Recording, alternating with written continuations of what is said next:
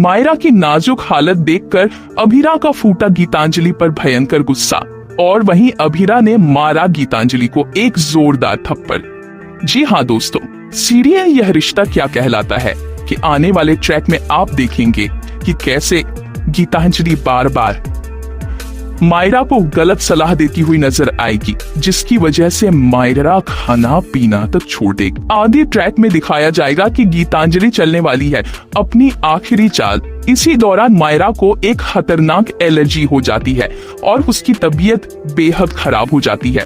हालत इतनी बिगड़ जाती है कि उसे तुरंत हॉस्पिटल में एडमिट कराना पड़ता है। वहीं गीतांजलि को पहले से इस बात की जानकारी होती है कि मायरा बीमार है, लेकिन फिर भी वह समय पर कोई कदम नहीं उठाती और वह गुस्से में हॉस्पिटल पहुंचती है और अभीरा पर चिल्लाते हुए कहती है, मैंने आपको सिर्फ 1 महीने के लिए अपनी बेटी को संभालने के लिए कहा था।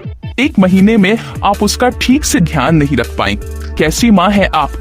क्या आपको नहीं पता कि उसे किस चीज से एलर्जी है? इस पर गीतांजलि अभीरा पर ही भड़कती है, लेकिन अभीरा चुप नहीं रहती। वह गुस्से में चिल्ला उठती है, बस कीजिए गीतांजलि, और कितना नाटक करेंगी? आपको क्या लगता है मुझे नहीं पता आपने मायरा को टेडी बियर के अंदर फोन छुपा कर दिया था? अभीरा पूरे परिवार के सामने गीतांजलि की पोल खोल देती है और कहती है, मुझे पहले ही सब पता चल गया था, लेकिन मैं चुप थी क्योंकि मैं सिर्फ अपनी बेटी की खुशी चाहती थी। अगर उसे आपसे बात करके खुशी मिल रही थी तो ठीक है, पर आपने फोन छुपा कर क्यों भेजा और इमली खाने की जिद किसने करवाई, ये भी मुझे पता है। इसके बाद अभीरा सबके सामने फोन निकाल कर दिखाती है कि कैसे गीतांजलि ने ही मायरा को इमली खाने के लिए उकसाया था। यह सुनकर अरमान को तगड़ा झटका लगता है।